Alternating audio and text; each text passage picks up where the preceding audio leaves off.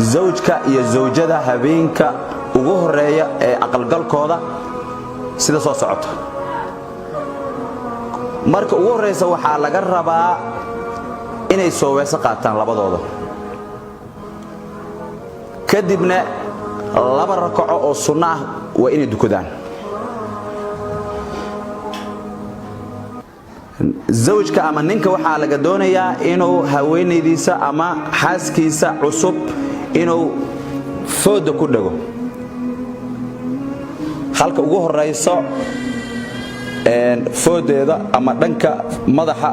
qaybta hore waa inuu ku dhagaa oo saas soo jiidaa si markaasi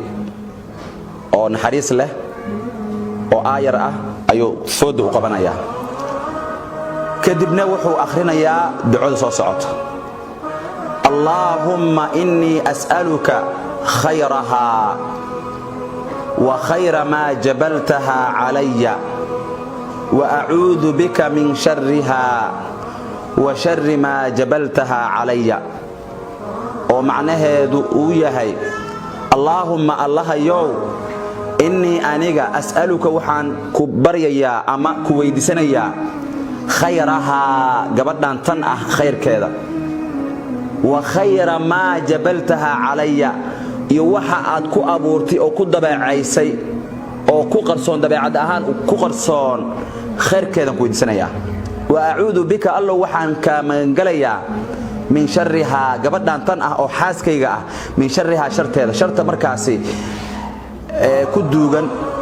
ama ku qarsoon ayaan ka magangalayaa wa sharri ma jabaltaha alayya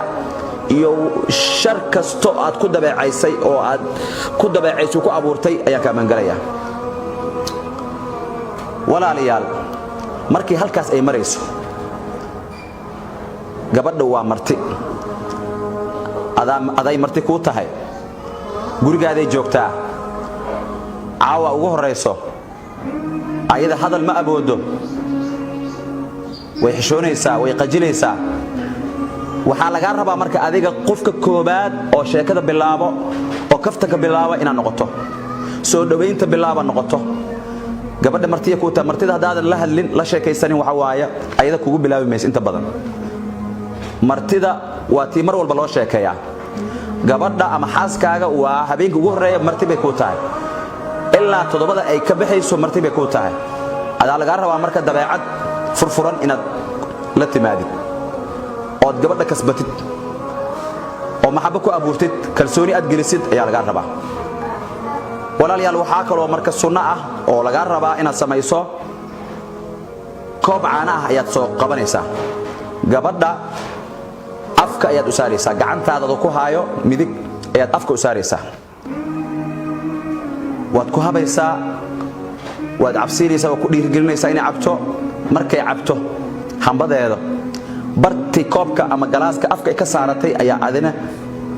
afka ku saaraysaa markeeday ku siinaysaa ayadana halkaas waxa ka dhalanaya marka kalgaceel iyo kalsooni wax ugu horeeyo oo markaas gabadha ku soo dhaweysay waxay noqotay oo macnaha waxa la cabaa caano anaga hadda waayahan dambe dhaqamadii way bedelmeen waxaad arkaysaa aroos oo xad ka baxay waxyaabo dhaqan oo dhaqankii hore ku saleysneen diinteen islaamkan ku saleysneen ayaa lagu dhaqmayaa toorto waxa la dhahayaa timid waxyaabo kala doolshaya timid xalwa timid buskuda yimid waxyaabo kala yimid shokolaata timid waxaas dhan waxa waa laga horeeyaa waxaas la sii dhib malaha laakiin waxa ka horeeya awalan wa qabla kulli shay dariiqada aan soo sheegay waa in la maraa kadib marka toortada hadaa rabtay isiya toortadiina iska cuno xalwadiina iska cuno buskudkiina iska cuno wax kasto aad u baahantahay iska cuno wax kasto xalaal u cuni kartid laakiin waxa fiican الأول فالأول الأول فالأول الأهم فالأهم حواية تلابت سيدي وكل هالرئيسه أيا لو كلا قاضية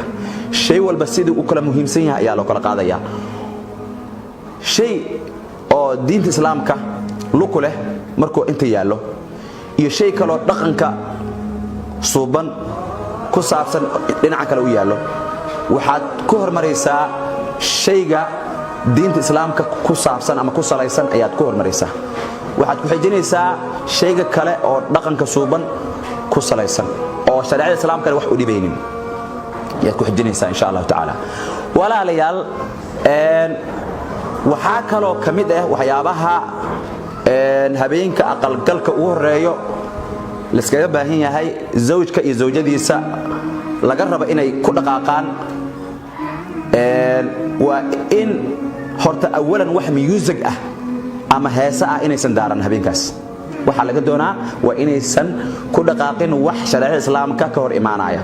ama lid ku ah sida inay music daartaan inay heesa dhageystaan in waxyaabo kale oo aan loo baahnayn ay sameeyaan waa in habeenkaas cibaadada lagu dadaalo waayo habeenkaas habeen caadi ma aha xiisa badan ayaa jirto waa la isku caaboon yahay waa la isku hamuun qabaa waa la isku faraxsan yahay dhagla qabta ma jirto qof walba waxa uu haaye sheekadiisa socoto waqti uma xisaabno waxa waa ayagana farxadda ka badatay qof ilaahay subhanahu wa ta'ala dhowray oo ilaahay ka cabsana mooyee qof kale waxa waa cibaado ku madadaali kara habeenkaas waxa laga yaabaa inaysan adinka dhamaqlin waxa laga yaabaa inaysan saacadna fiirinin waxa loo baahan yahay marka inay waajibaadkii Allah subhanahu wa ta'ala labadooda saaray waa inay gutaan salaadooda ay dukadaan cibaadadooda ku dadaalaan yaa loo baahan yahay walaalayaal waxa kale oo jirto marka ay doonayaan inay markaas kulmaan zawjka iyo zawjadiisa waxa sunno ah oo laga rabaa inay akhristaan siiba ninka inuu akhriyo ducada soo socota Allahumma jannibna ash-shaytana wa jannib ash-shaytana ma razaqtana Allahumma jannibna ash-shaytana Allahumma Allah yow jannibna naga dheeray oo naga fogay ash-shaytana shaydaanka wajannib ka dheeray oo ka fogay ash-shaytana shaydaanka ma razaqtana waxa aad nagu arzuqday oo ubad ah ilaahiyow rabbiyow ka badbaadi oo ka fogay oo ka dheeray ducadaas hadii ay ku duceystaan habeenkaas oo ugu horeeyo aqalgalkooda ama kulankooda koobaad oo ducadaas ay akhristaan ilaahay waafajiyo oo isla habeenkaasna ubad lagu arzuqo oo awlaad la siiyo shaydaan ma soo daakhilaaya ubadka sidaas ku dhashay oo shaydaan ma soo daakhilaayo mana arkaayo insha Allah ta'ala ilaaha ka badbaadinaya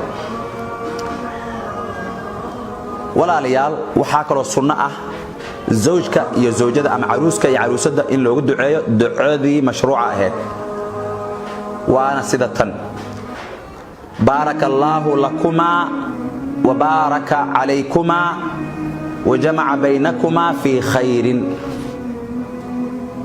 والله بدل markii loo wada duceynaa markii nin kaliis loo duceynaa ama naagta kaliya loo duceynaa بارك الله لك وبارك عليك وجمع بينكما في خير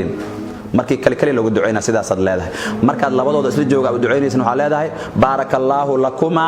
wa baraka alaykum wa jamaa baynakuma fi khairin oo macnaheedu uu yahay barakallahu ilaahi ha barakeeyo lakuma labadiinaan Allah iskiin barakeeyo wa jamaa barakallahu lakuma wa baraka alaykum ilaahi ha idin barakeeyo labadiinaan horta korkiinana Allah barakeeyo وجمع بينكما دحدينا الله كلميو في خير الله كلميو ولا ليال markuu waxa loo baahan yahay zawjka iyo zawjadiisa inay ilaaliyaan waxyaabaha mashruuca ah oo diinteena islaamka ay nafartay macruufkan ay faraan munkarkan ay reebaan nafsadooda ay ka bilaabaan diriskooda ilaaliyaan sheekada ay hoos u dhigtaan ilaa habeenkaas waa loo dhagtaagaya diriskoo dhan hadii macruuf ku sheekaystaan macruufkooda ma sha Allah hoos ay u hadlaan tartiib hadal wanaagsan macruuf ah ma sha Allah hadii la ay buuqbuuqaan heesaha isla qaadaan ay music ay daartaan iyo heesaha ay daartaan kor u dheerayaan ay raadihi ismaacadi ay la qaadaan musicadii heesihii la qaadaan diriskaada waxaa la yidhi ilaala aan lagu dirsanin wa hadhow diris fiican noqon maysin laakiin diris wanaagsan oo afgaaban oo maasha Allah oo sheekadooda la maqlayn oo buuqooda iyo qayladooda la maqlayna in noqotiin aan idinka rabaa insha Allah ta'ala marka dadaal Allah idin barakeeyo ilaahay subhanahu wa ta'ala waxaan ka baryayaa qof kasto oo doonaya mustaqbal barakaysan oo khayr qabo ilaahay subhanahu wa ta'ala ilaahay inuu u sahlo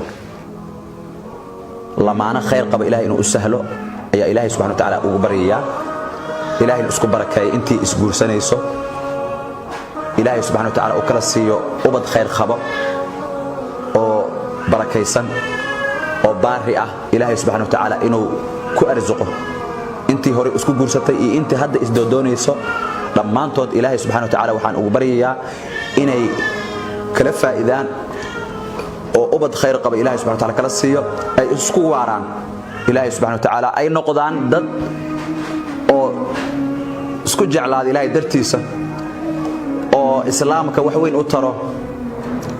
oo khayrkan isku kaalmaysta ilaahay ka dhiga ayaa ilaahay subhanahu wa ta'ala ugu baryayaa walaalayaal waad mahadsantihiin sida wanaagsan